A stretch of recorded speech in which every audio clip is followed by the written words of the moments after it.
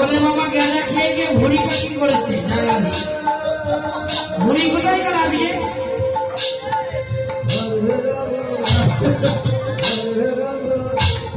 ভোলে বাবা ভুড়ি কো